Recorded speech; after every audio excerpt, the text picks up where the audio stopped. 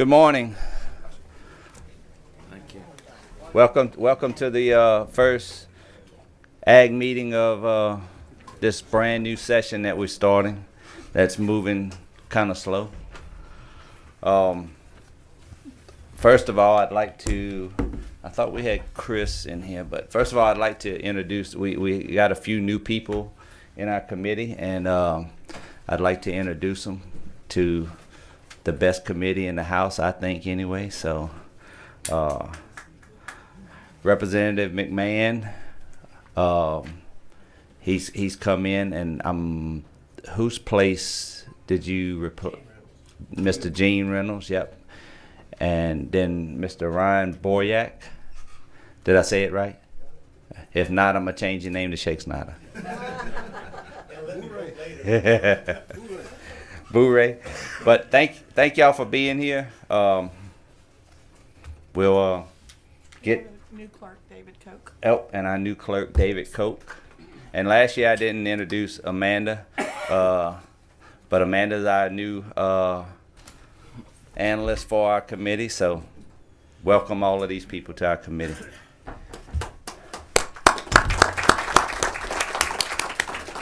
So let's get started with roll, Sure. And we'll go from there. Middle? No, in the middle, on the deck. Oh, all right, here. Yeah, in the middle. There we go. Representative SCHEXNAYDER. Here. He is here. Representative Anders. Here. He is here. Representative Boryak. Here. Is here. Representative Brass. Representative Cherry Brown. Here. Is here. Representative Cheney. Here. Is here. Representative DeVilliers. Representative Emerson. Representative Gisclair. Here. Is here. Representative Gwynn. He was here. Representative Hill. Is here. Representative Howard. Is here. Representative LaBaugh. Is here. Representative McMahon. Is here. Representative Miller. Representative Pilant. Is here. Representative Stefanski. Representative Turner. We have 11 members and a quorum. All righty. Thank you, Ms. Karen. All right, so first up this morning, we're going to hear HB-491. What's that? Yes, and we'll get Miss Amanda to read it in for us. You want to read it in? Yeah. All right, Chairman and members, this is House Bill 491. It provides for the regulation of industrial hemp. All right. And I'll come to the table on it, and I'll do the opening. Andy, you want to sit in for a minute? Sure. You want to do the amendments when you get down there? Yes.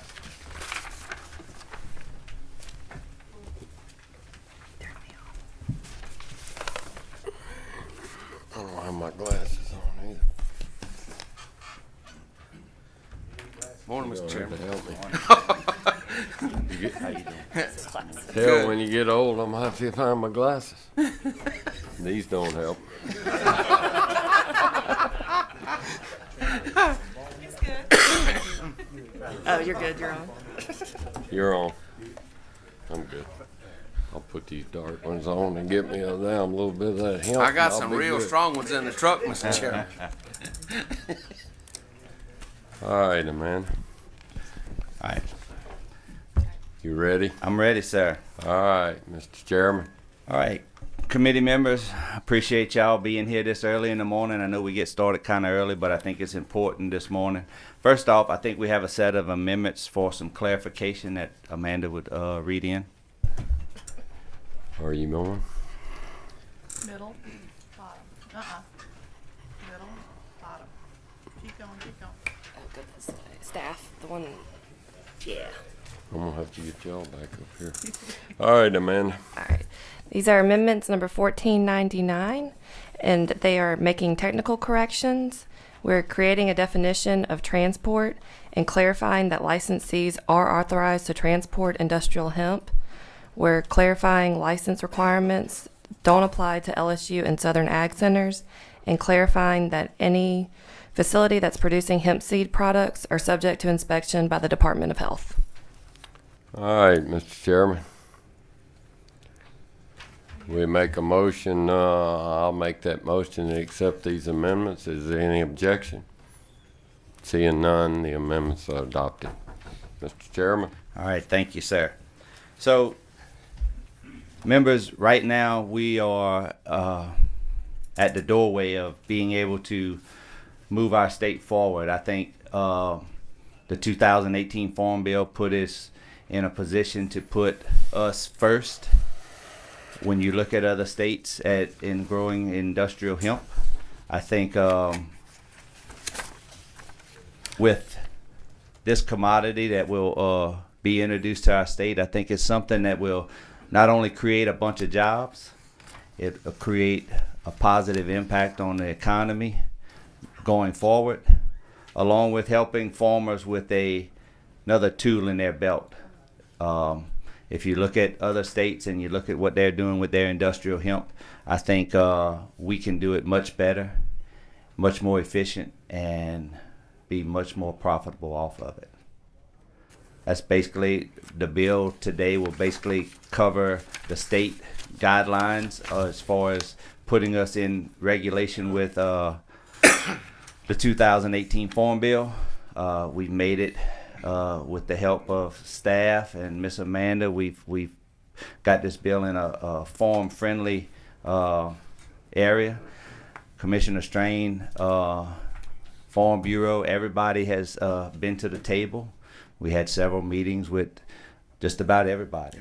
LDH, everybody, AG's office, state police, everybody was a part of this process. So this is a process that has been vetted really well, and I think we can move our state a whole lot further than where we are right now. So with that, I'll let the commissioner come in and. Do you, hold up, we have a question, Representative Gwynn, is that for the chairman? No, that is Mike. Okay, all right, well, you Thank got your light, Lincoln. Well, Mr. Chairman, first of all, I would like to thank you, Miss Amanda, your staff, and everyone that's worked together for a number of months to bring this forward. Hemp is one of the oldest crops in America. It was, first planted as a cash crop in the 1700s. Its predominant use was for fiber, for rope, for textiles, also used in the shipbuilding industry and many different things. Around the turn of the century, it was the primary component of paper, i.e. newspaper.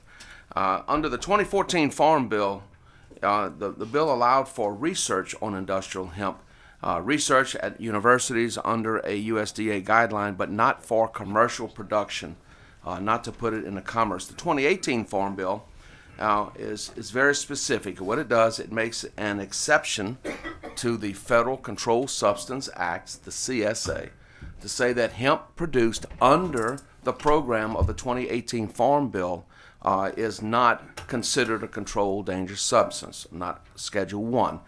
Hemp is cannabis sativa, but with less than 0.3% THC.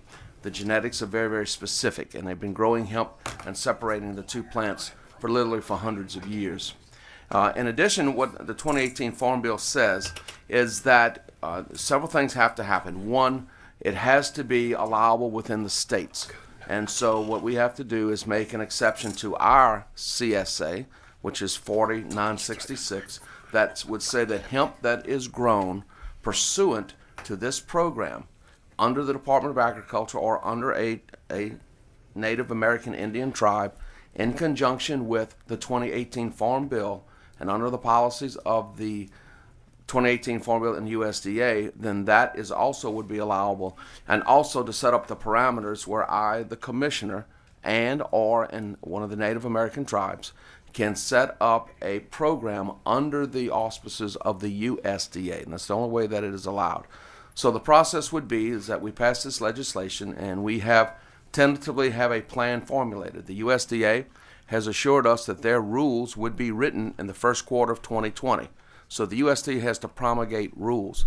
But they're all broad parameters under the law. The broad parameters under the law that we know we're going to have to follow is 1, we have to license every grower. 2, we have to have a strict accounting of the acreage and the exact location of where the crops are grown. 3, we have to do routine and random inspections. 4, we have to go in and test the crop within 2 weeks of harvest. 5, if there is a a few plants that are not consistent with the levels of THC. Those have to be seized and destroyed. If the whole crop is not within the levels of the appropriate THC, we have to seize and destroy them. We also have to monitor processing in each step of the way. There has to be a strict accounting system. We have to make reports back to the USDA, and this bill also provides that we have to make reports back to the state and to this commission. So what we're doing here is industrial hemp, and that industrial hemp can be used for a number of applications: textiles, plastics, fuels, canvas, rope, netting, home furnishing, carpeting, fabrics, apparel, shoes, plastics, automotive and machine bodies, supercapacitors, ethanol, methanol, biodiesel, paper, packaging, geotextiles, mulch, chemical absorbents, boiler fuel, insulation, concrete, fiberboards, and a number of other industrial uses. And so what we're talking about here is industrial hemp, and we've put some parameters in place. This would fall under the Agricultural and Chemistry and Seed Commission, that's where all the rules and regulations would be placed for oversight. And so basically what we would be responsible for is to develop a program, send it to the USDA. The USDA, once their rules are in place, have 60 days to approve or disapprove our program, but it's model legislation. And so that, we firmly believe, we're following what everyone else is doing, we're getting guidance back, and once their program is in place, we hope that in 2020, there's a possibility that we could be in production by 2020, if not 2021. It will really depend on the effective date of the federal rules. And so they've told us not to send all their rules so they have an effective date, but we're going to have it sitting on somebody's desk ahead of time. But they will not accept our program until we pass legislation here in the state. And with that, I'll answer any questions. Representative Gwynn. Thank you, Mr. Acting Chair. Other states that have adopted this rule? A number of states are in the process of adopting it. 35 states are doing the research. They have the 2014, but a number of our sister states are now adopting this rule. We expect the majority of the states will have a law similar to this that will be in place in the first legislative session of their year. And the germination of seed and everything for it. Well, the seed, that's one of the first things. The seed is rather precious right now because there's a limited supply of seed. We're getting it from overseas. Well, right now there are plans in place from the USDA that will allow the importation certification of overseas seeds from overseas, right? Because that's where the current majority of the production. There are about 300,000 acres of hemp that is grown overseas, predominantly in Africa and in Europe. So we are working on a process where we could get their seed. So, and the reason for that is that if they've been growing the hemp product there, literally again for a long period of time, then that seed is pure, right? Now, under this program, in order for that seed to come into the United States, it would have to follow the USDA guidelines, first of all, and then to come into this state, we would have to approve it. We will also be working on certified seed, like we have certified seed for rice or soybeans or whatever. But to certify the seed under seed programs takes a few generations to do that because you have to test the plants that come from the seeds. So we're looking at trying to get seeds in from overseas because there's such a limited supply of seed in the United States because of the 35 states that have some form of research program, since it wasn't allowed for commercial production and will not be allowed for commercial production until they pass this law, and it's under the 2018 Farm Bill. So seed will be limited here. So we may be able to get it from Canada or may be able to get it from Mexico, South America, but the biggest source will be Europe and Africa, and we have to make sure that seed, right, is hemp seed, and that also that we don't bring in any foreign matter with it. Yeah, get a higher quality. Yeah, because when did they outlaw the growing of industrial? I do not have the document in front of me, but it was probably in the 20s or 30s. 1938. That was with the invent of plastics. DuPont had something to do with that. Pretty interesting. But That's good. I'll move favorable on your bill at the right time. All right, well, we're gonna wait. Do a we have minute. any still have opposition? some questions here. You do? Well, that's what I'm asking. Do we have any red cards? None that I see. Pretty All right, good crowd. Representative LaBaugh. Let me see if I can get you. Thank you, Mr. Vice Chair. How many acres are we looking at to be produced, and it's going to be all under the control of the Department of Agriculture? Is that correct? That's what this bill is about? It would be under the control of the Department of Agriculture, but it could also be under the control on the boundaries of a Native American tribe on a reservation. That, because they are a sovereign entity, they could control what's under their purview. They would have to have a similar program that's accepted and follow the same set of rules. So they could have it, they would have to follow the same set of rules and guidelines of the USDA, right? Which is what we're trying to set up where we can do that. Because a Native American tribe and a state are both sovereign entities, right? So also, under the federal law, if we do not pass legislation, and if it is not illegal to have hemp in the state, then the federal government reserves the right to institute a program under their guidelines by federal personnel within the boundaries of the state. Also, it also says in the Farm Run Bill, that by me again?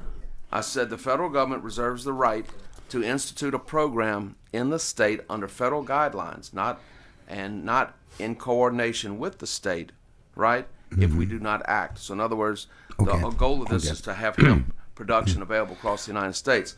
Furthermore, the Farm Bill says we shall not interfere in the interstate transport of hemp across our state lines either. So our sister states are adopting this. Okay. And I think you're going to see, I would say the vast majority of the states will have something in place within a year.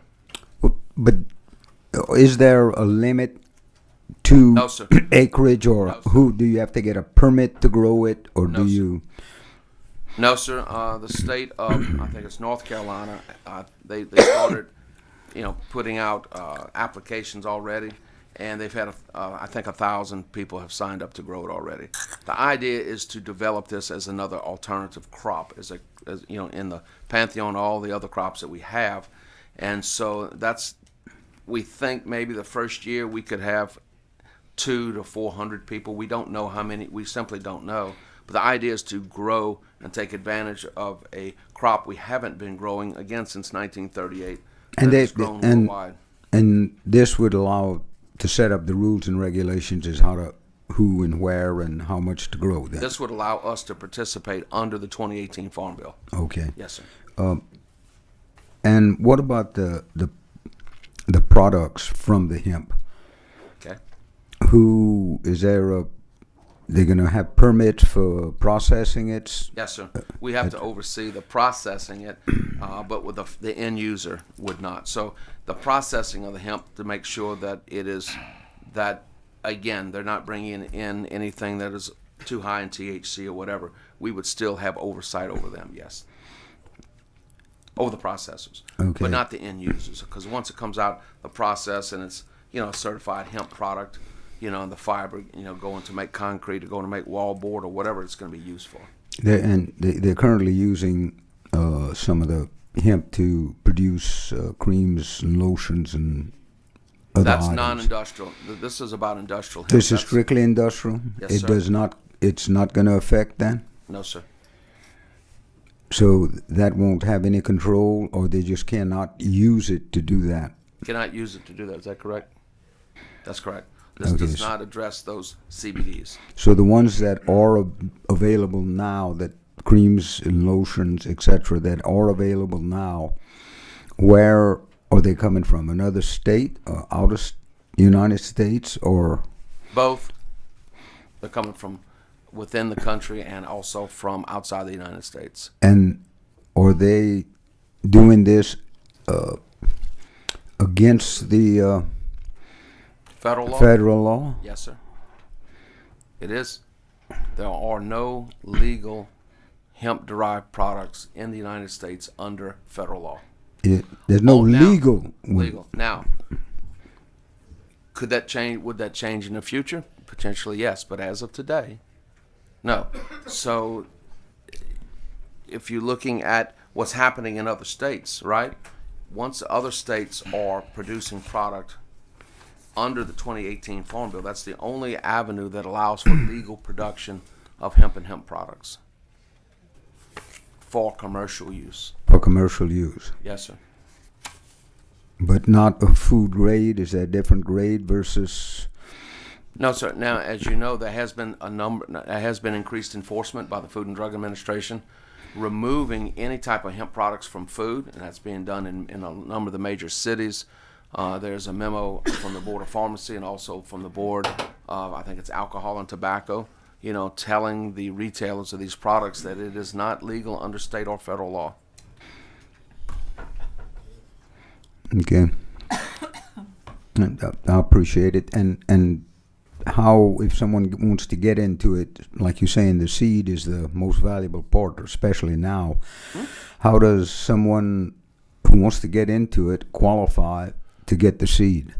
Well, what they would do is that once we pass this legislation, we will have a licensing program where they will be licensed to go ahead and grow. They'll register their acres, and then they will be allowed to obtain that seed. Yes, sir.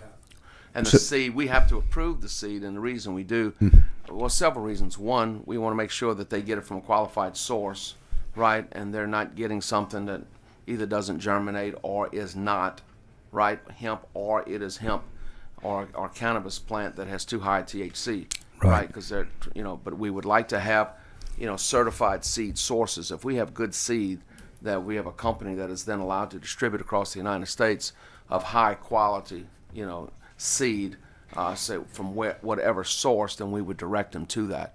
So one of our jobs is going to be try to protect the farmer from obtaining bad seed, and I think that's going to be a big issue in the first 2 or 3 years of this. Okay, so there is going to be a limit as to how much acreage. No, sir. It'll depend on how much seed you can get. It'll be self-limiting. Right, that's what. Yeah. Yes, sir. It'll be self-limiting based on the availability of seed. Okay. Yes, sir. And the ag department is going to be in charge of distribution of the seeds? No, we will be in charge of checking to make sure the seed is good and just trying to help facilitate someone wanting seed to find out where they can get it. But no, we will not be distributing the seed. And the free market is going to work on the price of the seed? Yes, sir. Yes, sir. Whoever got the most cash gets the most seeds? I would think. Follow the cash. Well, this is a new industry that is being recreated in the United States. It's a new industry, and so we're going to advise our farmers to be cautious, of course, right? Right. So I can't tell you what if we can get seed in bulk, from overseas or from Canada or from wherever. We can't tell you right now what the price of that seed would be. But the seed would be gotten by the ag department, not the individuals. The individual would have to get it. Right. You would tell him where there were seed available. So if there was a firm in Canada that wanted to sell seed to our farmers, we would have to approve it. We'd have to have that as approved unless they were certified. Now, if they're already pre-certified by Canadian authorities, by their seed division, we would prefer certified seed because that has a much higher standard than approved seed. And so if they're buying from certified seed, and then we would try to help facilitate them. Now, that will strongly depend on the ability of the federal government to move forward with their rules to allow that to come across state lines. Okay. Now, how long does it take for you to grow a crop and harvest it? Well, it's probably similar to like sugarcane, one growing season. So I'm not an expert in growing of hemp, but it's a once a year you can grow a crop. Okay. Do you have to replant or do like sugarcane, get 3 plantings out of it? I think you probably need to replant it. Okay. Thank you. Appreciate it. Yes. All right. Representative Miller. Good morning, Mr. Chairman. Good morning. And Mr. Commissioner. So who is on the Agriculture, Chemistry, and Seed Commission? I don't have it with me. I have it right here. I said the Commissioner of Agriculture or his designee, One member. So you have one appointee, Yes. or yourself? Or myself. Okay. One member representing the Louisiana Agriculture Experiment Station, which would be one of the experiment stations. One member representing Louisiana Cooperative Extension Service. So you have the experiment side and the Cooperative Extension Service of the LSU Ag Center. The president of Louisiana Farm Bureau or his designee. One member representing the seed industry, appointed by the commissioner from a list of 3 nominees from Louisiana Ag Industries Association. One member representing the fertilizer industry, appointed by the commissioner. One member representing the feed industry, appointed by the commissioner from a list of 3 submitted by Louisiana Ag Industries, and a list of 3 submitted by Louisiana Cattlemen's Association. One member actively engaged in farming, appointed by the chairman of the House of Agriculture, Forestry, Aquaculture, Rural Development Committee. One member actively engaged in farming, appointed by the chairman of Senate Ag, Forestry, Aquaculture, and Rural Development. So there are 9 members, and that's the Agriculture, Chemistry, and Seed Commission. So this commission is going to work with you in developing these rules, but you have 3 or 4 picks that you're going to put on this committee? Let's see how many are actual. Well, he said that they're going to. They're already appointed. This is a standing committee. Well, why are we using this particular board to regulate this industry? This commission right here actually fit best under hemp. Actually fit best under this. In the beginning, Commissioner Strain was looking more at horticulture, and as we sat together and talked it over and got to looking at it, talking with Farm Bureau, LSU, everybody, I mean, we found that the Seed Commission actually fit best with this. Does Southern have any appointees on this commission? I'm not sure. Wait, let me look. No, does not, and that wouldn't be a problem. This is a very active commission. Let's see. Okay. There we go. Okay, the cooperative extension is LSU and Southern jointly. Okay, so the governor has no appointees on this commission? No. One of my biggest concerns as I'm looking through this is the commission, along with the commissioner, is going to be setting the fines, the fees, and all of the rules and regulations. So what happens if a farmer or someone don't agree with the commissioner? He's not only regulating, but this is a body that's dominated by his appointees. So we've the commissioner and I and everybody that was at the table putting this together, we actually put in pretty much you could say a safety net. So anything that he sets up has to come back in front of us.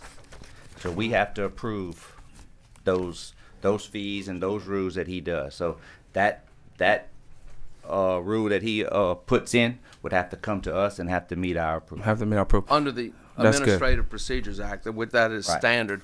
So any rules that are written and pertaining to the subject matter under this commission are subject to oversight of this commission directly by the call of the chairman. And also the Senate as well.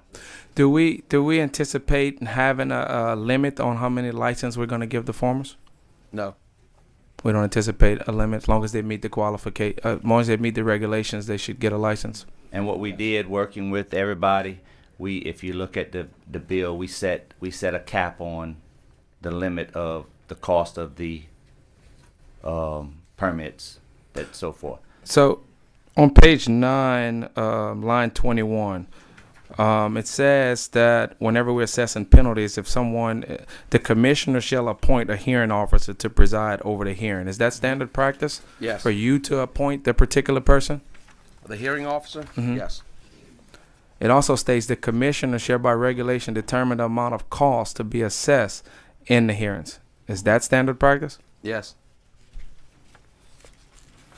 So someone in this hearing would be objecting to what you're saying, but you're going to determine the cost, you're going to determine who's the hearing officer, etc. That's standard when you look at the Administrative Procedures Acts. We have more than 20 boards and commissions that are adjudicatory in nature.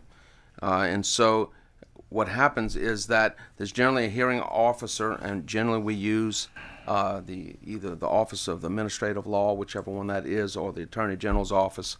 and then whatever the case is before one of these adjudicatory commissions, that is actually held before the commission.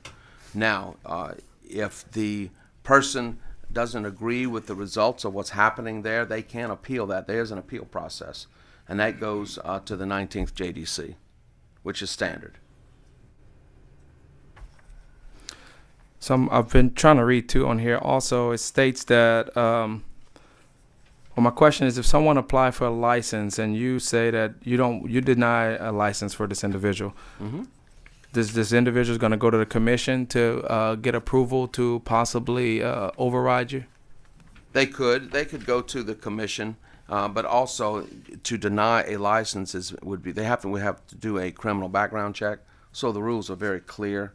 They can't just be denied a license for no reason. It has to be that they don't fall within the parameters of the license. But you wouldn't deny a license for any other reasons besides of a failed background check? Failed background check, or if they consistently are growing contraband product, then they may not get a license upon renewal. But that would be something that would go before the commission. So when you say growing contraband product, meaning? Meaning high THC. Okay, and now where would they if their lab is saying different from what your lab on how much THC is growing in there, what's going to be the process?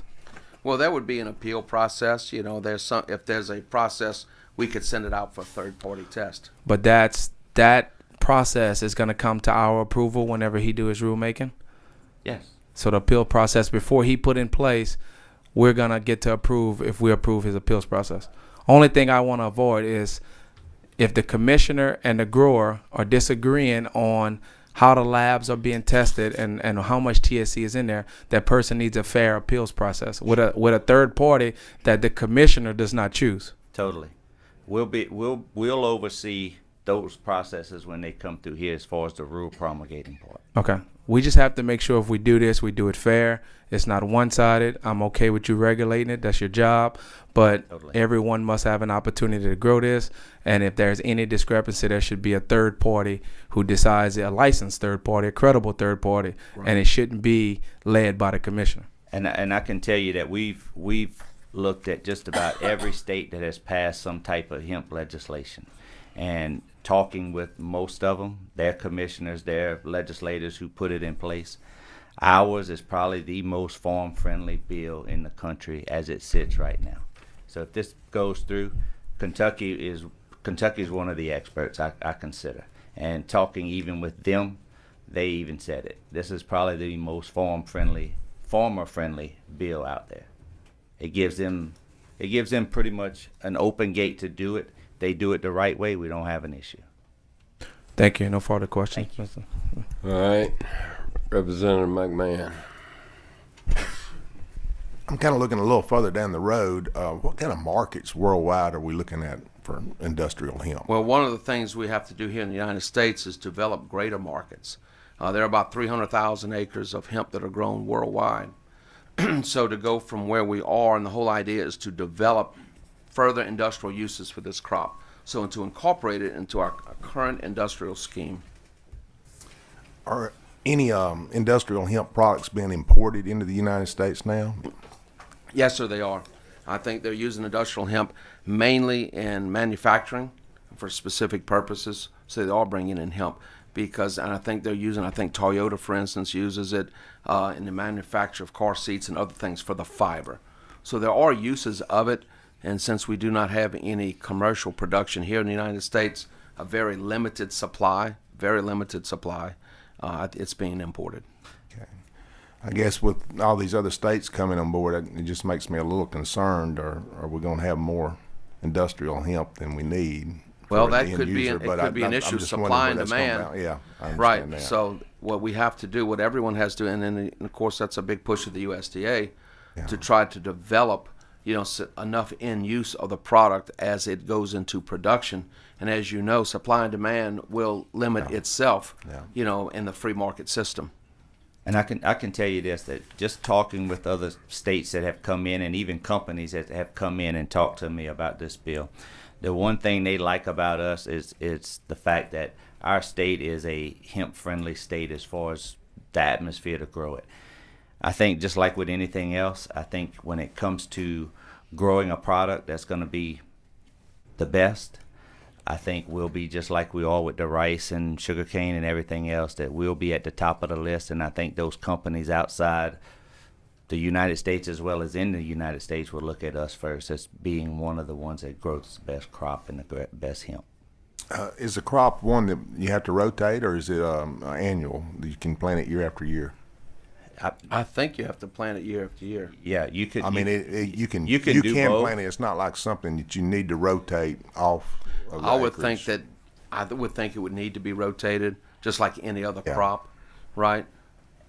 And I think talking to some people, I think lots of times it depends on the seed that you use and what you're growing. I think some of the seed will allow you to do it, some of it won't. So it just depends on which seed you or which material you want from the hemp. So Right. What about return to the farmer as far as comparing it to like a bean or soybean or corn crop? Estimates Is it are per for acre? industrial hemp, $1,000 an acre, $1,200 an acre is what its current value is as an industrial product. You can use your same equipment that you use to harvest sugarcane because you're cutting the whole plant off. Mm-hmm. So that's kind of the value there. and I think the sugar cane right now is roughly like $200. Sugarcane is sugarcane. If you have 7,000 pounds per acre at 24, so you can have $1,400 14. Okay.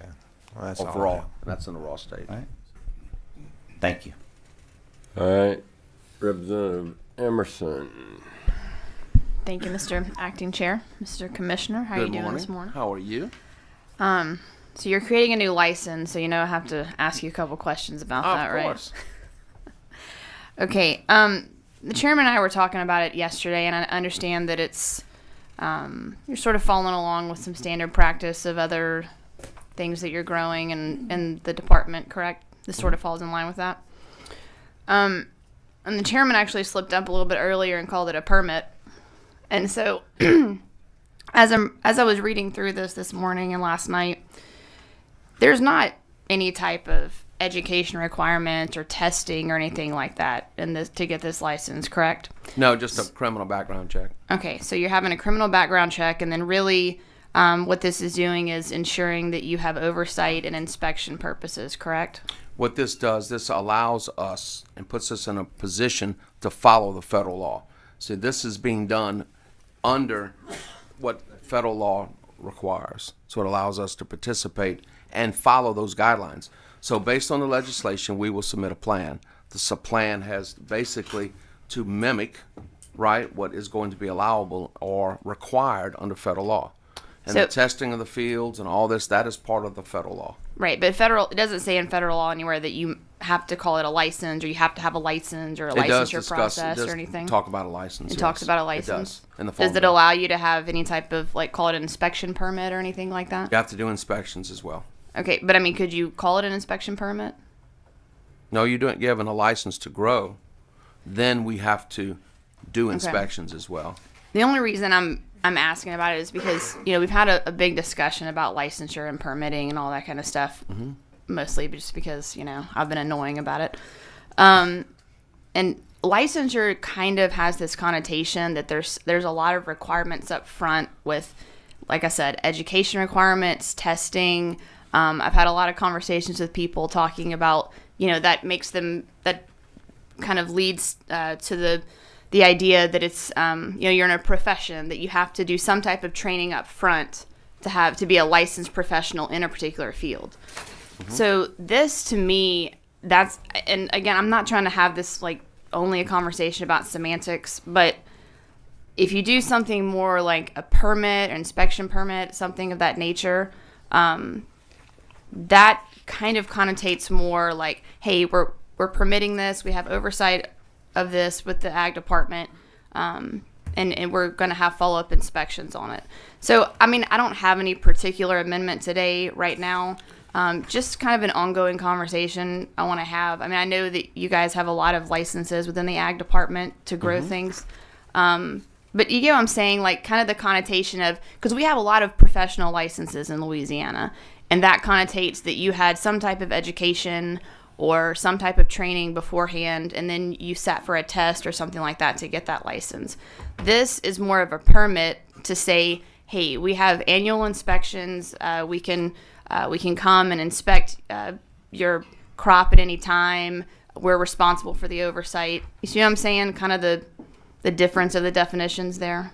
I do understand, but throughout the Farm Bill discusses licensing. Yeah, And the licensing is very specific, as that it's not a certificate, it's Hey, I not a heard that, permit, Miller. it's a license.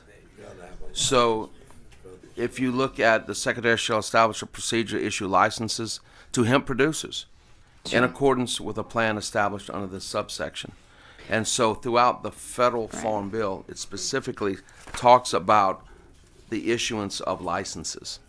And we need to be consistent. No, We I don't got need you. And anything that would cause a all I'm hiccup. trying to prevent here is anything down the road where we start saying, hey, people have this license, so we're going to start testing them to make sure they understand what hemp seeds look like or something like that. You get what I'm saying? Because we have a lot of that in Louisiana, as we've discussed over the last couple of years.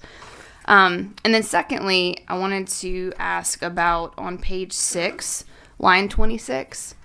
Is that something that came from the federal government as far as drug-related misdemeanors? Obviously, I understand the issue with drug-related misdemeanors when you're talking about industrial hemp and the connotations there, but Okay. Where at? I think I'm sorry.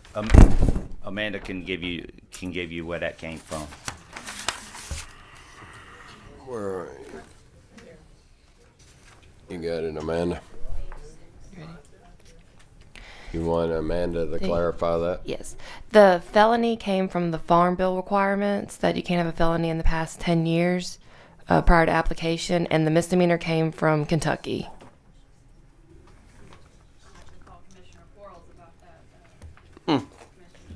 I understand.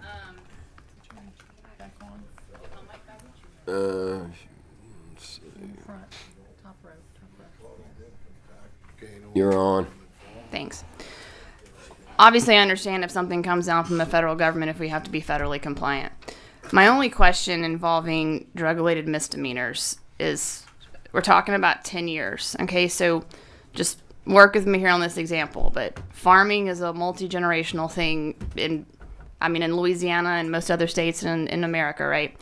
So you have a kid who goes to college, 21, 22 years old, has a possession misdemeanor in college.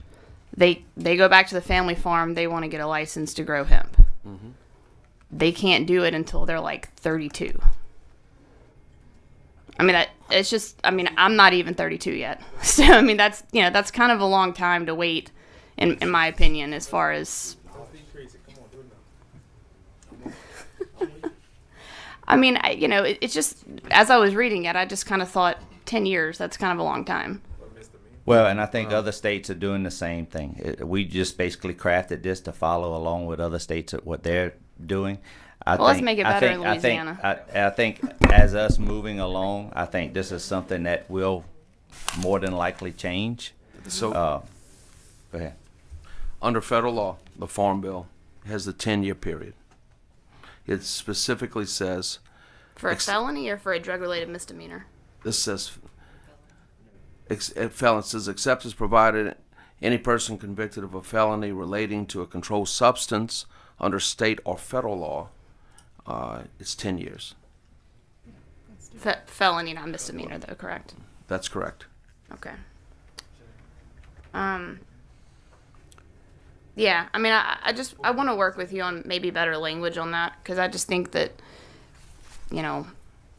simple misdemeanor, well, obviously we've got to look at the language, because if the federal requirement is for a felony 10 years, we're gonna have to change the wording there if we wanted to do this. But like I said, I just think misdemeanor 10 years is a little much.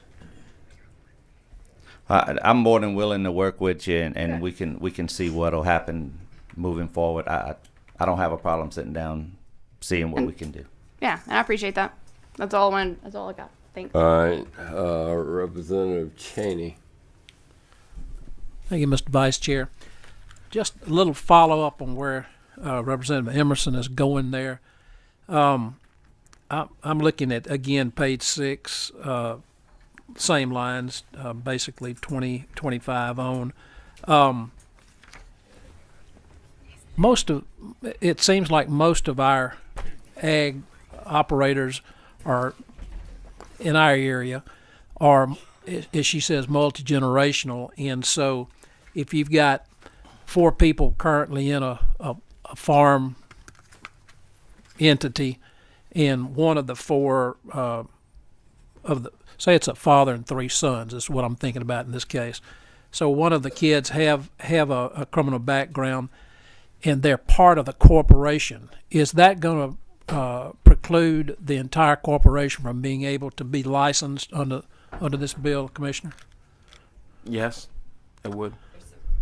Yes. Yes, they all have to pass. Yes. Okay. And I'm not anywhere near through. I'm not I was turning going you to say, off. yeah, on I'll page let her 6, it clarify has something. the background requirement checks and who all has to undergo fingerprinting and background checks. All right, let me get you back on, Representative Cheney.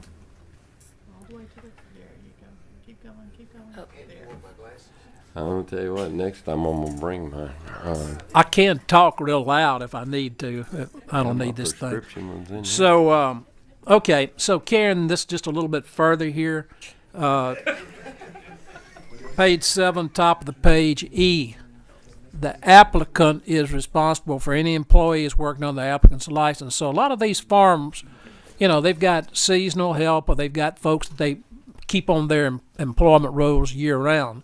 So all of these same field hands, if you will, I'll just use that as a common term. That's kind of what. Are they also going to have to undergo all of those? No. Well, how are they going to be responsible for somebody that's not? Same as it would be with any other business. That owner of that farm will be responsible for his workers. So Responsible. What when you say responsible in what manner? Well, if I'm running an operation like this, and it's as delicate as this is right now, because it's something brand new, and Bubba Cheney comes to me and he has multiple felonies underneath him, then I might look twice at putting him on my farm working as of right now.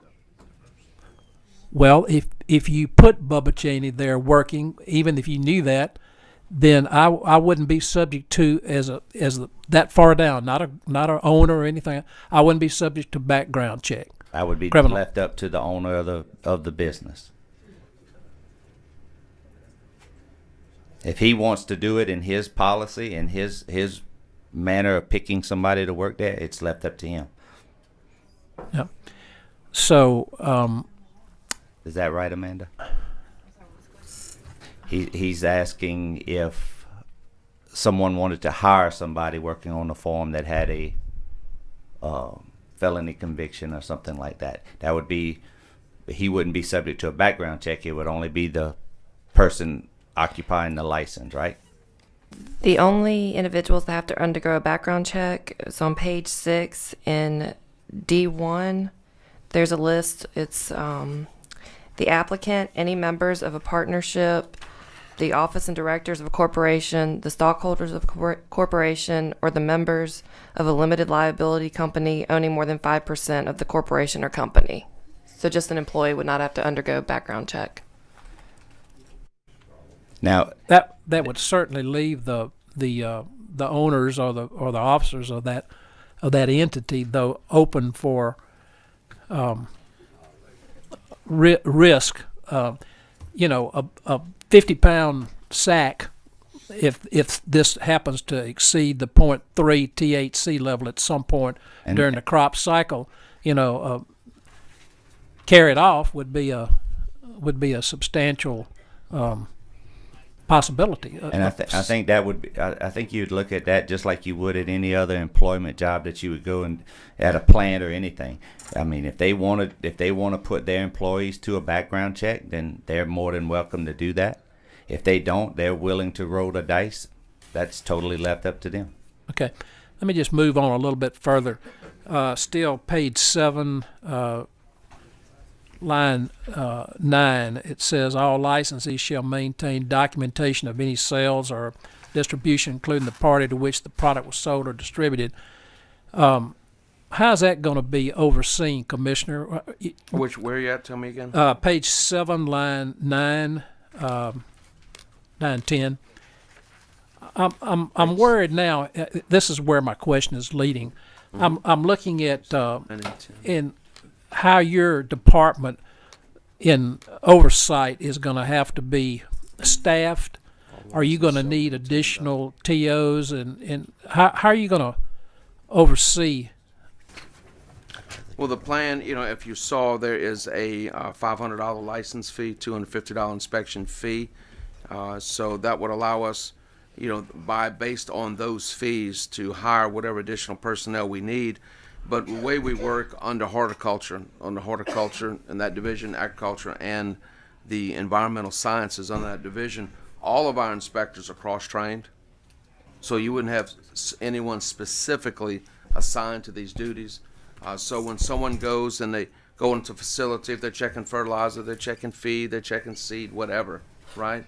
This would be an additional duty that would be handled by the entire team, so that is, is in a shared process. Mm-hmm.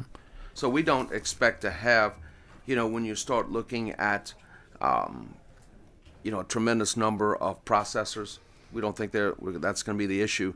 But again, under the federal law, we have to have an accounting, and we have to have records have to be kept as to where this product, when the seeds come in, how many acres they have, how much was harvested. We have to keep documents of that.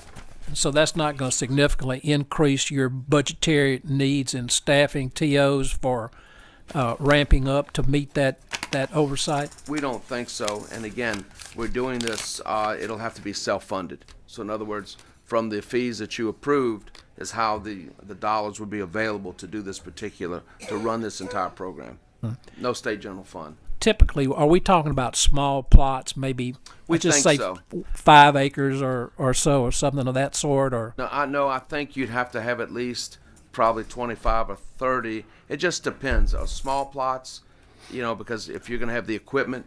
Now, if you already have, the farm equipment, the tractors, and the method to harvest, right, then you could, if you want to start off with 4 or 5 acres just to see. But I think on average 25 plus acres or 100 acres. And so I think that's what we'll probably see initially, small plots. So your inspectors would show up, let's just say a random, and they'll gaze across 15, 20, 25 acres and be able to tell if product is missing, no crop production loss or mysterious inventory shrinkage or anything. How's that going to be? What our inspectors will predominantly be doing, there is a visual way generally to tell the difference between industrial hemp and non-industrial cannabis. It has a different characteristic in the plants. And so either direct field inspection or use of drones to fly over to look at that. Also, under federal law and under this law, we have to do an inspection and testing within 15 days of harvest of the product.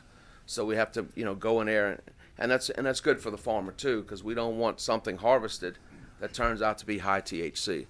So it's my understanding that visually, with standard hemp grows very tall like sugarcane does, whereas the non-hemp cannabis has a different characteristic. So we should be able to tell. That's kind of what we're looking for. The whole idea behind the inspections is to try to prevent, non-hemp from being interspersed within the hemp plant to where there is an illegal product being produced under this program. And you still think that's not going to significantly increase your cost to Well, we hope not. We looked at the parameters of what other states have done, specifically Kentucky and other states, what type of fee structure they put up. But again, this is a beginning. We don't know. It's impossible to tell.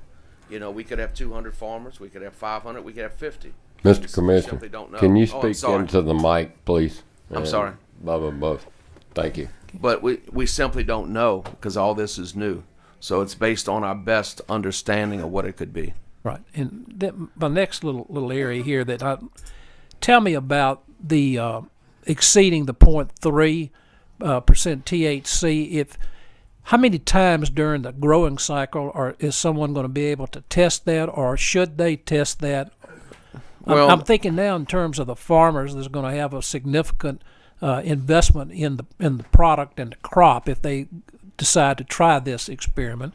That's right. So the whole idea of having approved seed or certified seed is to try to prevent anything of that nature from occurring to begin with. And then the whole idea of going out there and looking, you know, if you go out there and you find one or two plants that are not in conformity, right? Like if you go out and look at a rice field and you're looking over the uniform of that rice field and you see 6 or 7 plants that are growing, you know, 6 inches to a foot higher, you know that's a problem with that plant, right? Whether or not if you're looking for red rice or whatever you're looking for. And so based on the phenotypic expression, in other words, what that plant looks like, then we go in and pull that plant out. Now, if you have, you know, 2 or 3, 4, 5 plants that for some reason the variability of seeds or they got mixed up with seed or whatever, you pull those out and we have to destroy those, right? If they test high. Now, if you go there and the whole thing is not hemp, right? Then it's going to have to be destroyed. Or if it's hemp, but that's not hemp. No. If it's hemp, it will be automatically below 0.3%. Yes, sir. So yes, sir. So is it not hemp because something else has been introduced?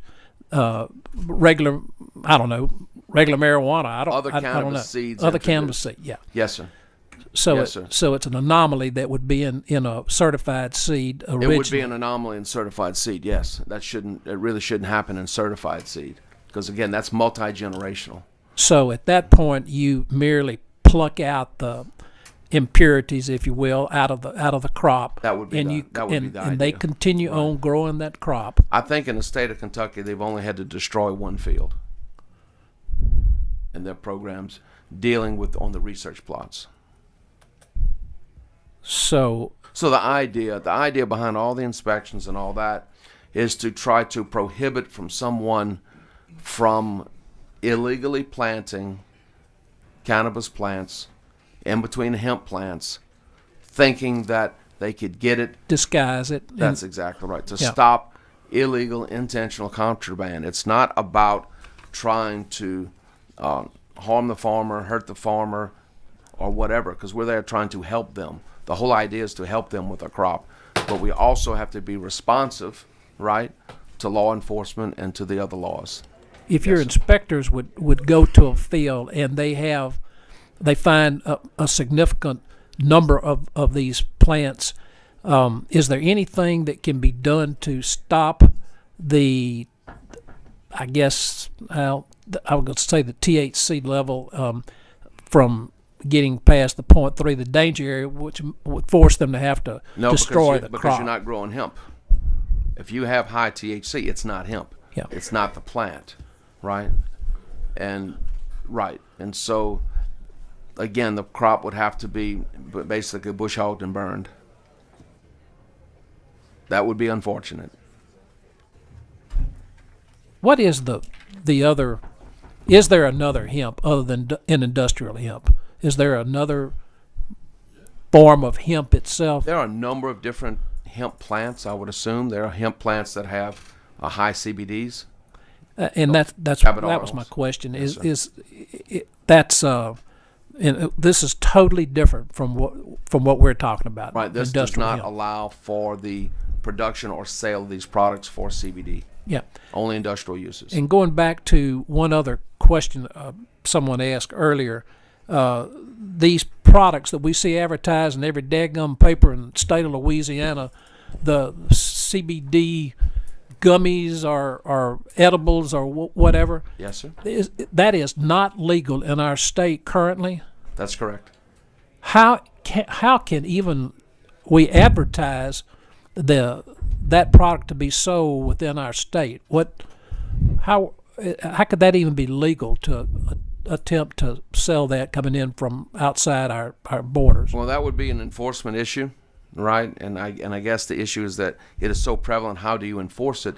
But you have seen memos from the Board of Pharmacy directing their pharmacists not to sell these products. There was a memo on alcohol and tobacco going to all of their retailers where alcohol or tobacco is sold, that these products are not to be sold there. And also there are memos coming from the Food and Drug Administration saying that these products should not be used in any food product because it is regulated. It's not allowable for that. There's also been memos coming out from the Food and Drug Administration specifically that you cannot make a claim on a label of any type of medicinal claim for these CBD products because they are not FDA approved. And so there have been different levels of enforcement. There have been tractor-trailer loads of these products seized coming out of Oregon. They've went into some of the major cities, including New York, and they have seized and destroyed products. And I think the pharmacists have been notified they cannot have these products in the pharmacy. And so I think as awareness becomes greater and the different jurisdictional authorities are telling the people they regulate they're going to enforce it. Well, I'm not gonna, but that's under that enforcement is under criminal law, not civil. I understand. I won't beat this up. Hold on one second, Clay. I'm not going to beat this up, but my question is this, and I'll turn the mic loose. These advertisements, they're in all of the major newspapers. I've seen them here in Baton Rouge. I've seen them in Monroe.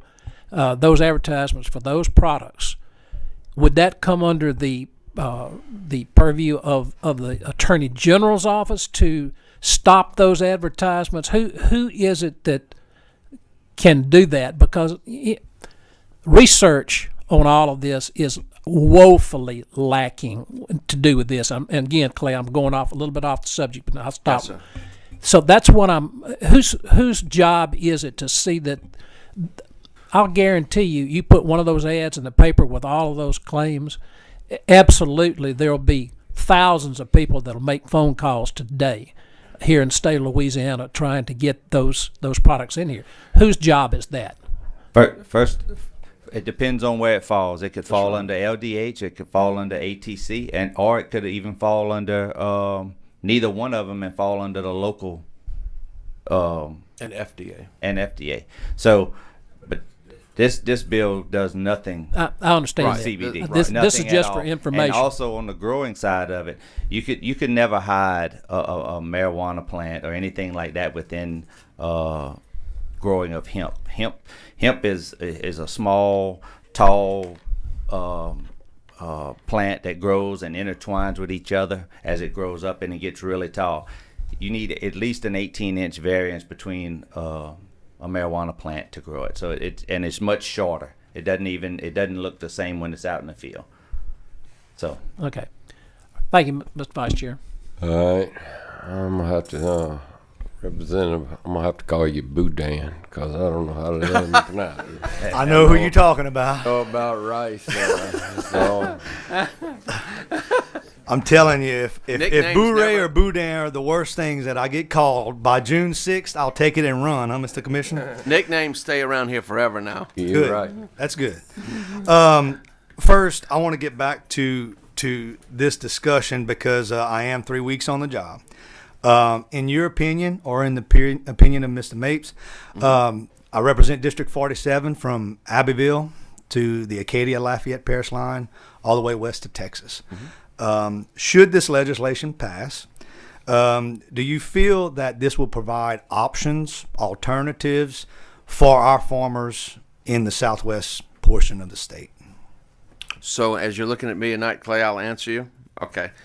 Yes, and that's the whole idea for industrial hemp across the United States to add another crop into all the traditional crops that are available, because again, it's being grown in Europe and in Africa, and the idea is that, again, specifically looking at fiber and those industrial uses, if it's something that can help our farmers, into their crop rotation or have an additional crop, whether they're in corn, beans, wheat, sugar, whatever, and this may be an option. It's also, I do believe that it's predominantly going to be in the smaller farmers, 25 to 100, 25 to 200 acres as a crop, specifically looking at the cost of what it takes, for instance, to grow cotton now, because the cost of a cotton picker is $875 to $900,000 for a cotton picker. So those farmers that are transitioning out of one crop may choose this as part of the entire farm operation, as another option. And so the whole idea is there is something that is considered viable and that was outlawed in 1938 for whatever reason, and that for hemp, again, hemp is a form of a plant that does not produce hallucinogenic, things, and so to give them an option. And I can tell you, talking with farmers across the state, north, south, every boundary out there, this is something that all of them would love to have in their tool belt as an option. And not only just our farmers, small businesses, this is going to be such an open range of job opportunities and things that can positively move our state forward. I mean, I can tell you the hemp variety, as far as seed-wise that are certified seed, they have a seed that will grow in just about any part of our state and do really well. Okay. One more question. It piqued my interest when we got into the discussion about the federal interests should Louisiana not pursue something on its own. Yes. I've visited with your staff in the past on disaster recovery programs that we had some locals who sustained damage, who fell through the cracks due to some regulatory issues, and I see Mr. McNabb in the audience. We certainly appreciate our working relationship with our federal delegation and our sister agencies. Sure. However, if the committee, and the chairman and the commissioner could all work together to ensure that this program, even though there are federal regulations already in place, if we can tailor it to Louisiana and have it where it is actually beneficial Yes. to our people, I think I would really appreciate that, and That's so why would the we're people here. of Louisiana. And so I appreciate having the discussion and look forward to learning more about how we can, craft a program within the federal guidelines that actually benefits our state, and instead of being reactionary to everything that comes down from DC, I think we know better on a local level how to implement a lot of these things. So I look forward to those discussions and working towards a good program. Thank you. Thank you. And thank you. Representative Gwynn. Thank you. Commissioner, do you envision possibly a program with LSU on a research center like we do RICE with development of the seed for this? Well, that research is permissible for LSU under this bill, right? Do you feel that they may come into play on this? Well, if LSU and LSU or Southern, our universities, LSU and Southern, one of the things they do is to develop superior lines of seed. That's a big part of what our experiment stations do. And if this hemp could take the place of timber in a lot of industry in instances for paper. Well, I'm just saying. It's a renewable crop. Which child do I choose? Yeah, which child do you choose? Well, it did at one time. You're correct. It Hemp was did. the It's a predominant possibility. source. There's no use in Well, that's not true. taking that into consideration. That's right. It would be immature if we didn't. William Randolph Hearst was the largest hemp producer in the world, and millions of acres of hemp, and it was predominant fiber used for production of his newspapers. And it's a renewable resource. Yes, so is timber. Yeah. Well, yeah. 30-year renewable. Yes, It's sir. faster grown. Yes, sir, but there are other uses for this particular product because of the nature of the fiber that we do not have with timber. When you take wood chips and you pulverize them, right? And that's one of the reasons they work so well in energy, is because they do not have that same fibrous component that hemp does. Yeah, the Israelis use it in making components for their fighter jets. Mm-hmm. No use in us falling too far behind. No, but they need to buy our jets. Yeah. We need to make ours out of this. Okay. All right. Yeah, that's good. And then one other question I had on the corporations. What about farms that have family member farms with 25, 30 members, 50 members, these 1,000-acre Well, farms? I think Are when you we gonna start, well, then, this you know, prohibit them? I think if anyone owns a percentage or more, and we would five- develop that in the rules, and it's normally the 5% rule, right? Yeah. That 5% or more would be subject to the background checks. But normally the farm, you know, you have the landowners that are generally have many different owners versus the actual farm owner is often more limited. And so we can look at that under the rules. You would have to do some tweaking. I have to make sure that it follows within the federal rules. The federal rules have not been written yet. The federal law has been written, which is very broad, right? That's where it has that 10-year prohibition for a drug-related felony. But specifically, when it comes down to the rules, which we hope to have in the first quarter of next year, it may be more explicit as to when you have, for instance, multiple persons owning the farm, what percentage they own, and how that applies. That will be further defined under the rules. Family farms that have been generated down for Right, 100 years might have 200 owners. And I do expect that there would be quite a lot of information in those federal rules. We haven't seen them yet. We're talking about them, right? And they are being promulgated now. All right, that answers that.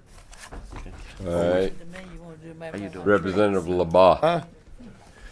Do Let me away get with you trees. on. Thank you, Mr. Vice Chair.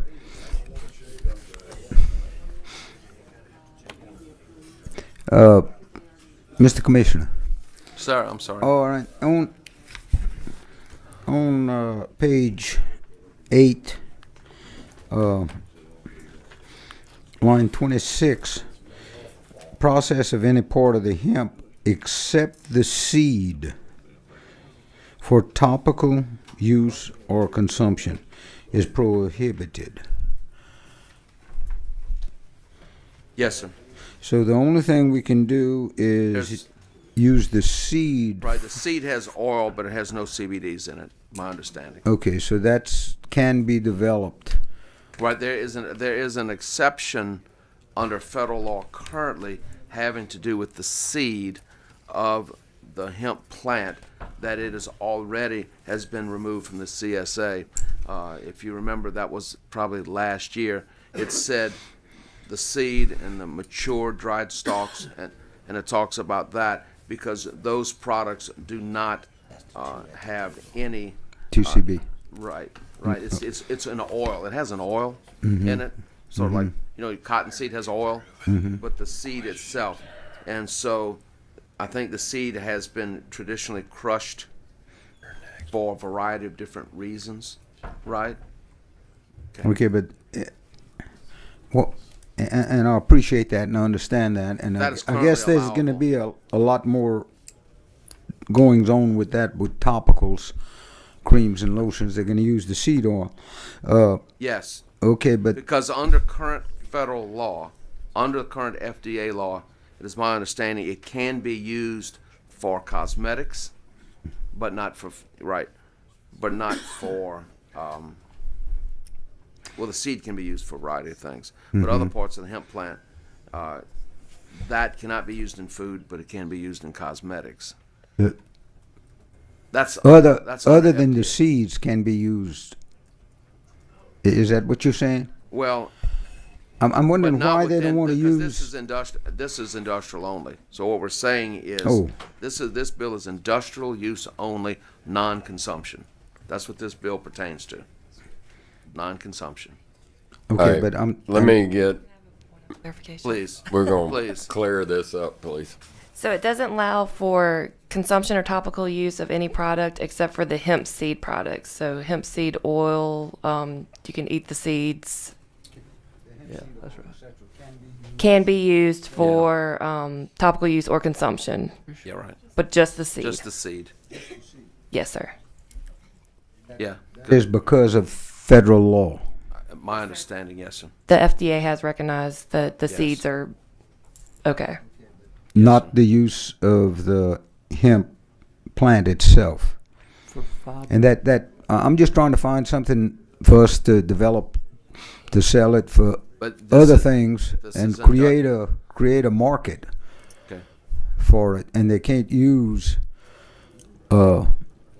any more than what they are currently using it for.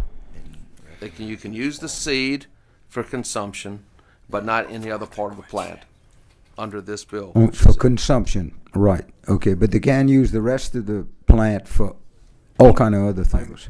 For the fibers. Right, for those things we discussed earlier, under the industrial use. Okay, thank you. Yes, yes. All right, I have two farmers here, Arthur Levette and Brian Barham, or whatever, and I have a question still, but I'm gonna let the question. I just want to introduce y'all there, and I'm gonna let Representative Brown ask his question to Commissioner Strain or whatever else, and then we'll let y'all testify. All right, Representative Brown. Thank you, Representative Anders. The seed oil can be used in creams medically. Is that correct? Right. Well, thank you. Creams medically? Be used because it's being used now. I had calls from at least 25 or 30 people in my district that were on one lady was on a walker and could not walk, and she started using this cream. She ordered it from somewhere, and so she doesn't even use a walker anymore. I mean, that's the medical use, and it's hemp. The oil of the seeds is what's used. So are you talking about the oil in the seeds can be used, I think, as topicals and cosmetics? It cannot but it cannot have a medical claim because it has not went through the FDA process. It hasn't been approved, Has not but it's been proven, apparently, by these people that it does work. Well, yes, but that's an empirical data versus FDA data. Okay. Mr. Chairman, Joe Mapes with Farm Bureau Federation. Yes, sir. Representative Brown, the answer to your question is with hemp seed oil, you can make all the hemp tinctures that you want, hemp, that you rub on your skin, hemp Right, creams, hemp seed oils. I've been buying it personally off of Amazon for over 12 years. Yes, I know of people who have been doing that, Mr. Mapes, and initially when this came out, I got a large battle cry from my district attorneys and judges and people of this nature that they were dead set against this, and also medical marijuana. But since this has come up, I've gotten these testimonies from people who are not out in left field, who are church-going, decent Christian people who have used this oil that they're getting from other sources. And one lady showed me where she'd ordered it, and it was $65 for about 2.5 ounces. So if we can get that here and get that product legalized here in this state to use for medical purposes, it's a great plus, not only for people who need it, but for pharmaceutical companies and people who sell it. Thank you, Representative Brown. To clarify, the creams and oils that you're talking about would come from the hemp seed. Right, and that's the correct. creams and the oils that Representative Cheney was talking about earlier would come from the hemp leaves, which would be an entirely different ball of wax. Completely, yes. So that's the answer to your question. Yes, sir, it is. There's a whole line of medicinal and topical and healthcare products all based on hemp seed oil. Well, my wife currently has problems with her knees, and she is interested in using it, but she doesn't want to be, have the police circle around the block a few times and pick her up and haul her off, for having something that's got 2%, in it. So anyway, I think it would be a good idea that we looked at it. This is a good bill, and I'm also going to vote for it. Okay, and Thank you. I do have a statement from the FDA, basically saying that they have went through the testing and generally recognized as safe, calling GRAS notices related to hulled hemp seeds, hemp seed protein, and hemp seed oil, and the agency has no questions regarding the company's conclusion that the use of these products as described is safe. Therefore, these products can be legally marketed in human food for these uses without additional food additive approval, etc., provided that they do not make disease treatment claims. And this is coming from the Food and Drug Administration. They don't have to make the claims. The people themselves that are using it are making the claims, Commissioner. Yes, sir, I understand. Thank you, sir. Thank you, That's Appreciate you, too. That's what the memo says. All right, sir.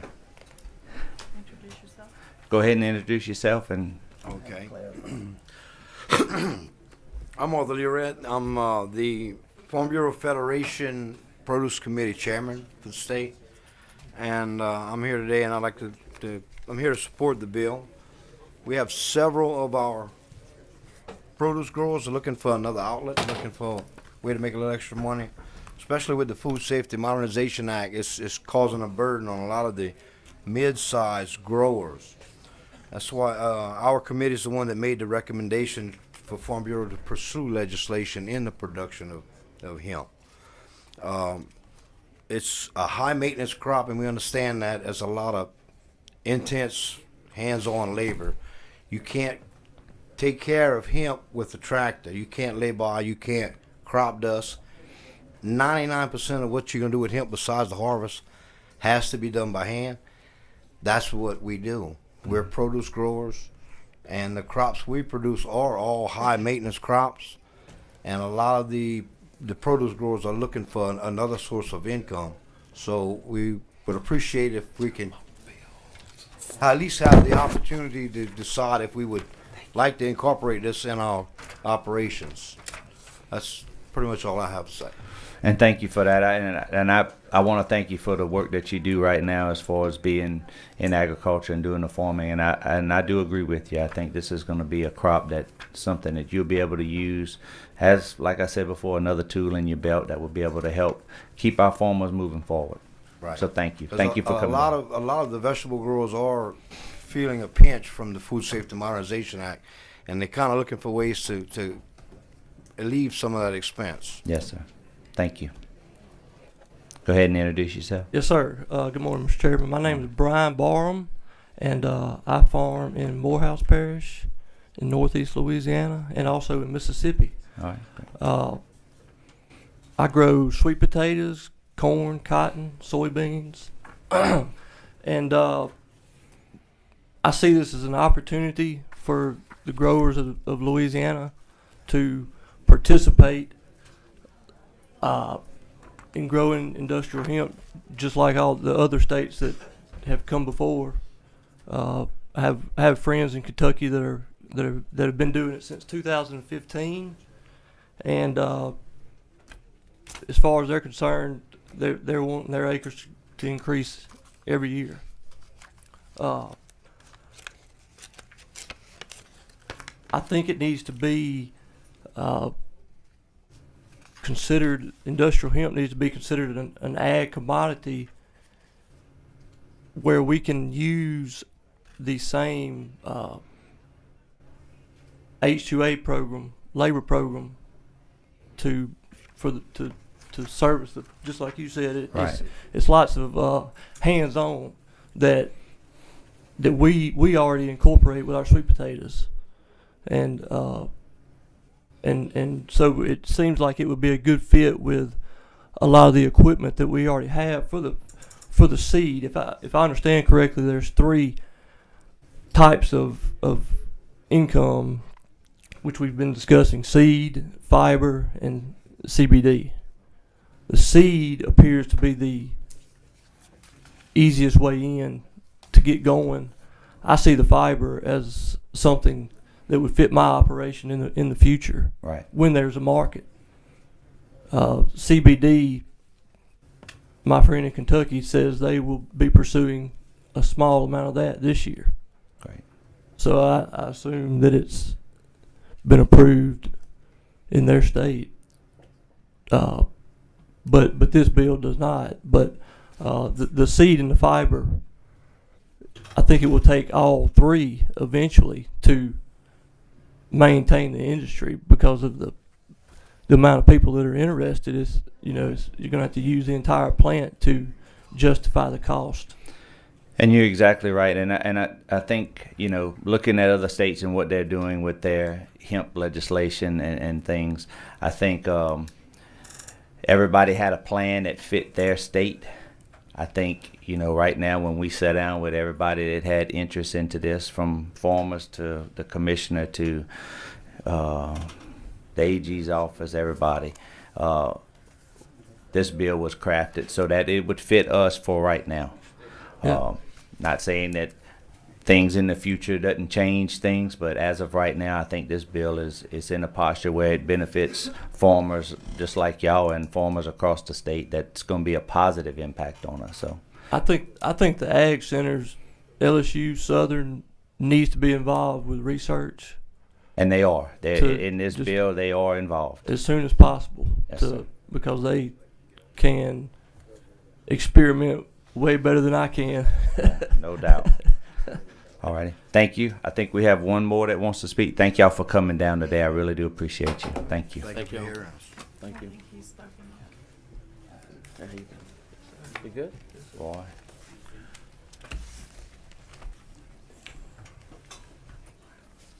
I think him too.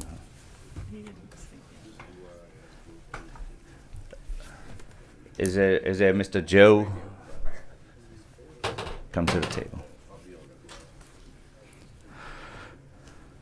Oh, I'm sorry. Whichever one of y'all want to go first, introduce yourself, say where you're from, and go ahead. Mr. Chairman, my name is Roy McIntyre. I farm in Franklin Parish up in the northeast corner of the state. I became interested in this because of a relative that had some problems that the CBD oil helped. But in doing so, I've been researching this for a couple of years. I've talked to folks from Kentucky to Colorado to Washington, California, and to a person, I've gotten the same result. And I've talked to farmers, and it has been very profitable for them, both on a small scale farm and larger scales. My wife is a pharmacist, and so in doing this research, I had to run everything by her. But it is industrial hemp. It is a crop just like soybeans, and it is going to be highly regulated in this state. If anybody's got any worries about that, you can put them aside. It's probably going to be over-regulated if the truth went on. Also, Kentucky seems to be closer. They have called a couple of times. I've talked to the researchers up there.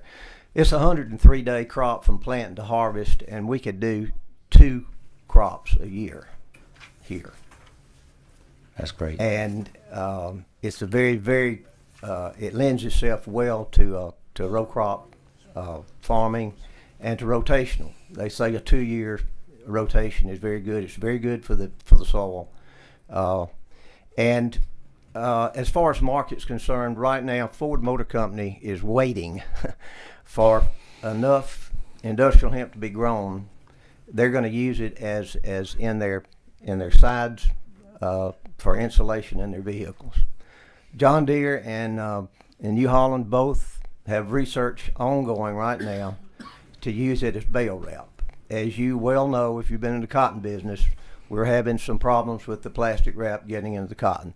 That would not be a problem with industrial hemp. Also, wrapping hay, when you get through with it, the wrap's 14% protein. Cows can just go ahead and eat it too.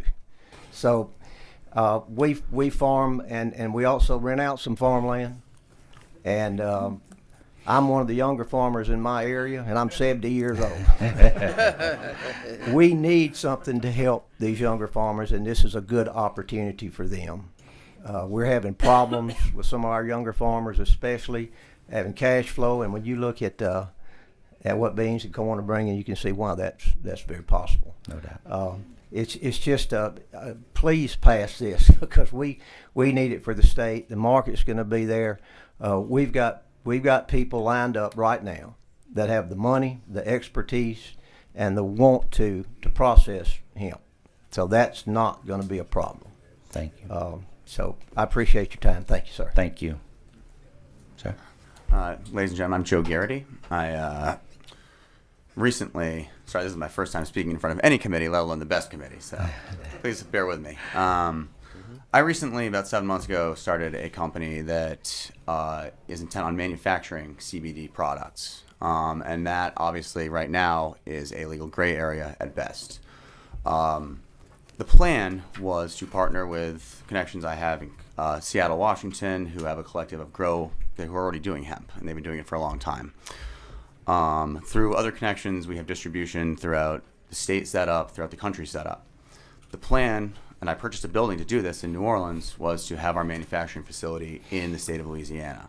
Like I said, we realize this is a gray area. However, as the gentleman noted, there are advertisements in all major papers. This stuff is being sold at drugstores, at gas stations, at vape stores, at health centers, even at lemonade stands now. You're seeing it everywhere. Due to the advisory sent out by the ATC and the Board of Pharmacy, we are no longer comfortable starting our company in Louisiana. I still have the building.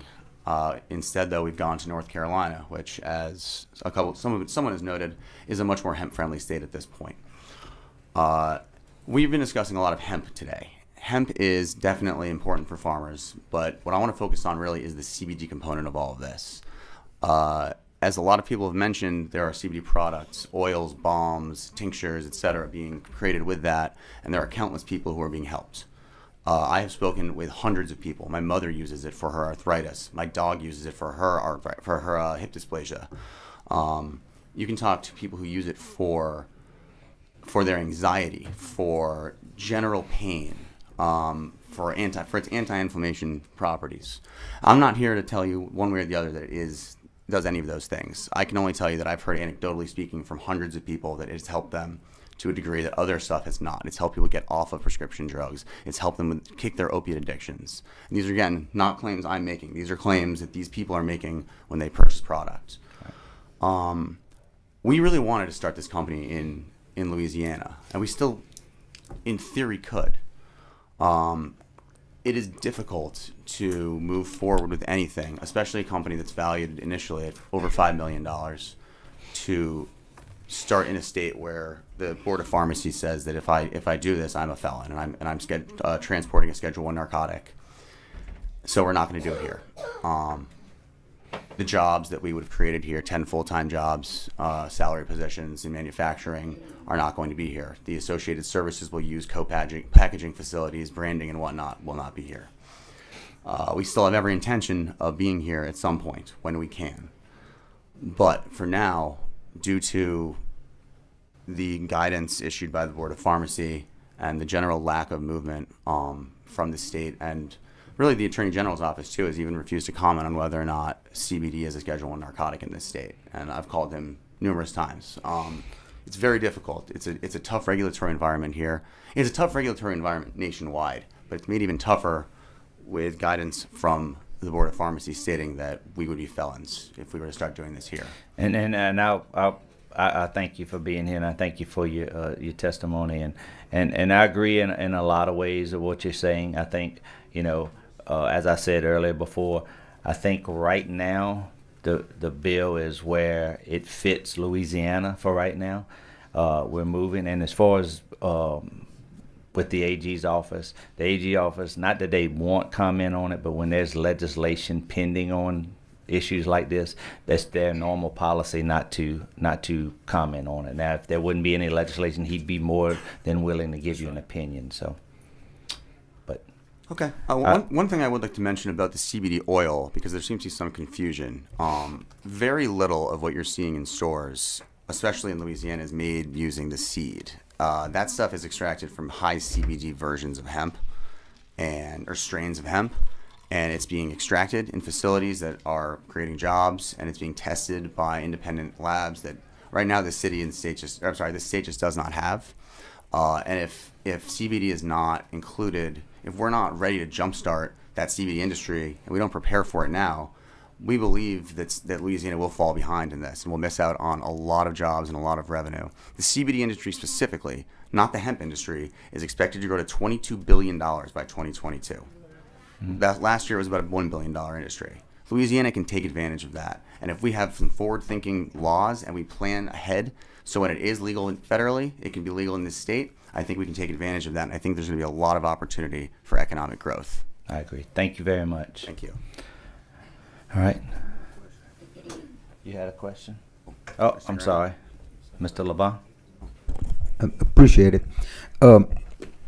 If I may, could I call up Mr. Malcolm Broussard to maybe clarify some of the problems we're talking about new products?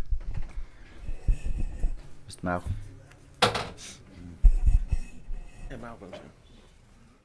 I know some of the concerns you have, and I'm with you. I think we need to develop this and get every advantage we can from it.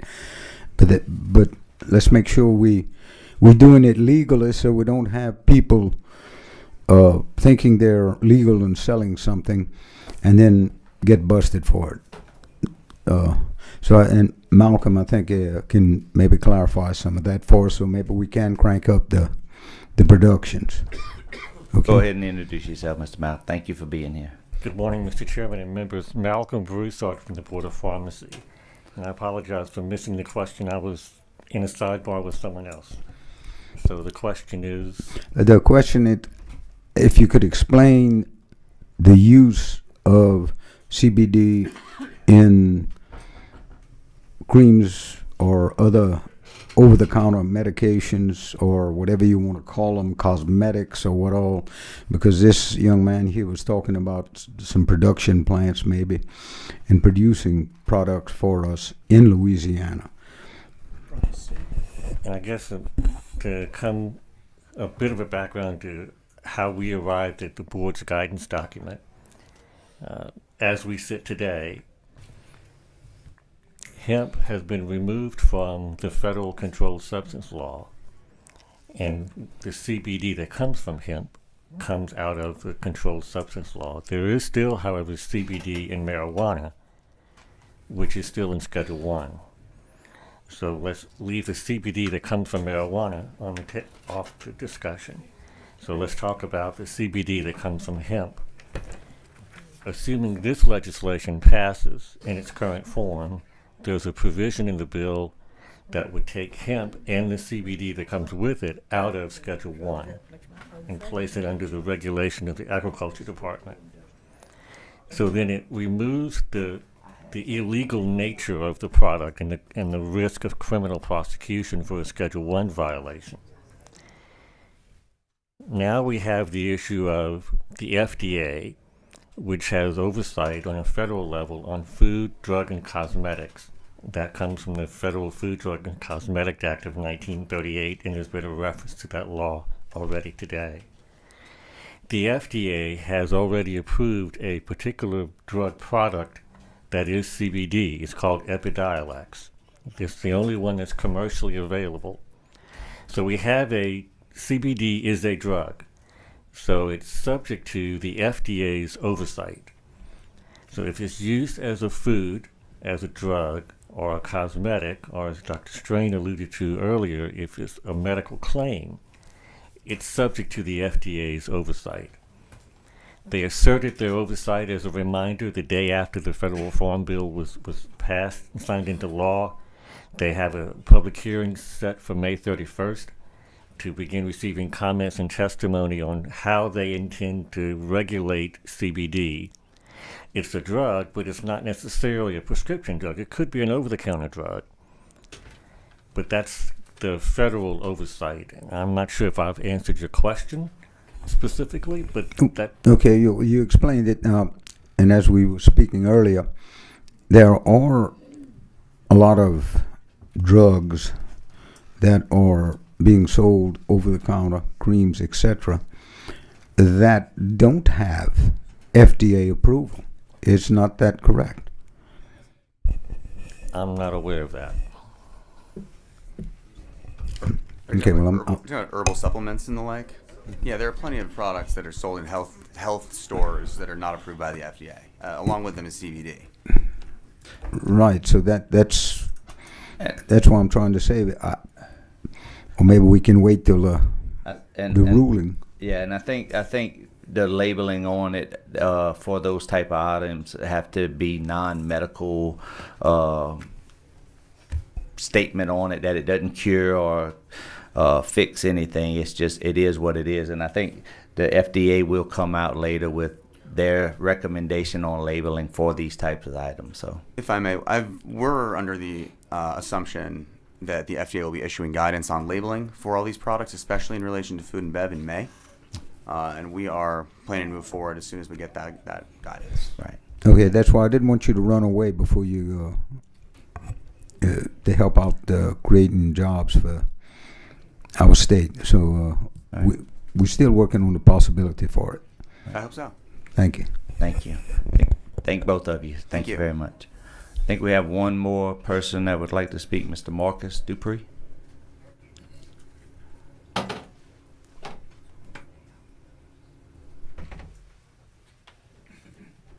Thank you for being here.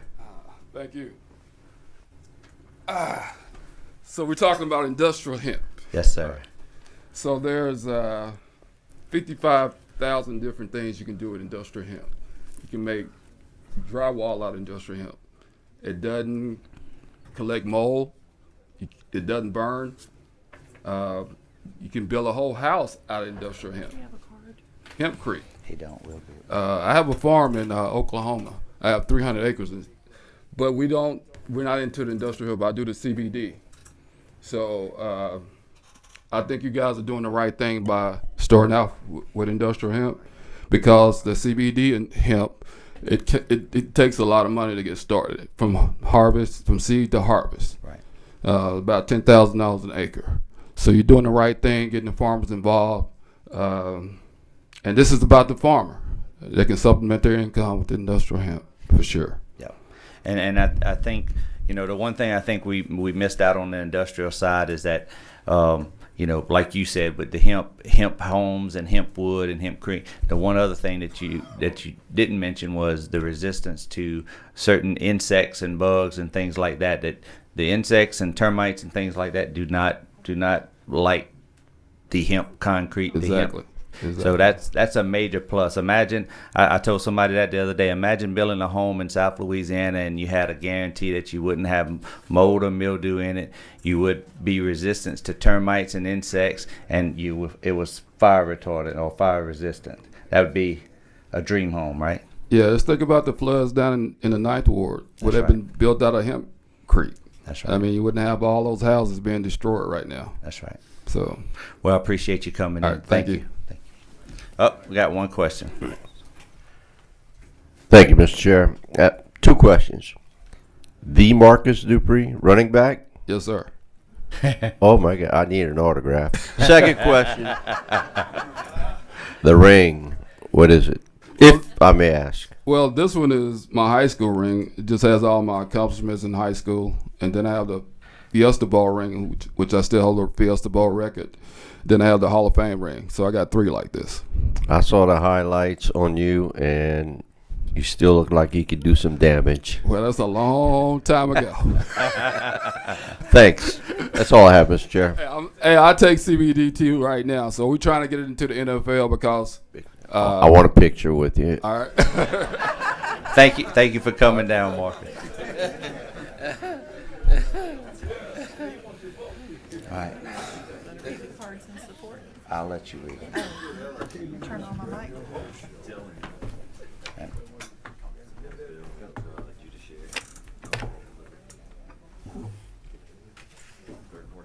We have some cards in support from Logan Anderson, Baton Rouge Area Chamber, Brian Brough from the Farm Bureau, Blake Bilger, Maxine Cormier from Mapes and Mapes, Christy Abear, Jonathan Henderson from Delta Chapter of Sierra Club, Christopher Email from Crescent Connection and Southern Services, Ronnie Johnston from U.S. Hemp Farmers, Sandy Mapes from the Farm Bureau, Kyle McCann from the Louisiana Farm Bureau, Jim Monroe from the Farm Bureau, Jason Redmond from U.S. Farmers Roundtable, Jessica Starnes from New Orleans Vape, Crescent something, and Southern Sciences. Mike Thibodeau from Mapes and Mapes. Those are all in support but not wishing to speak.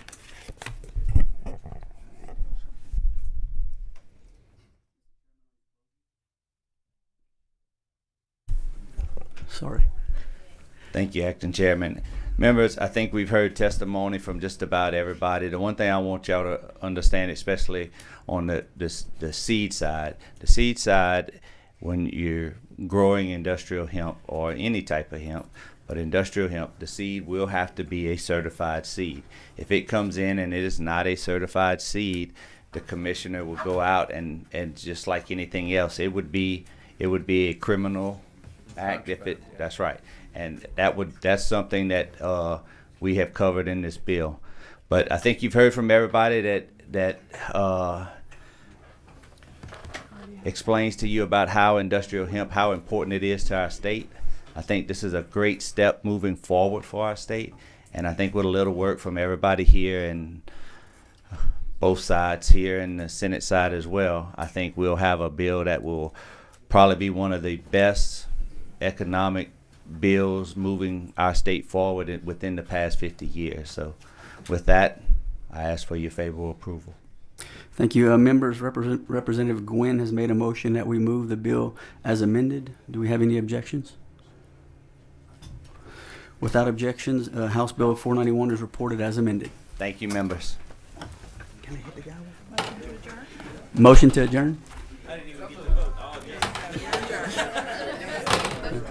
Adjourn.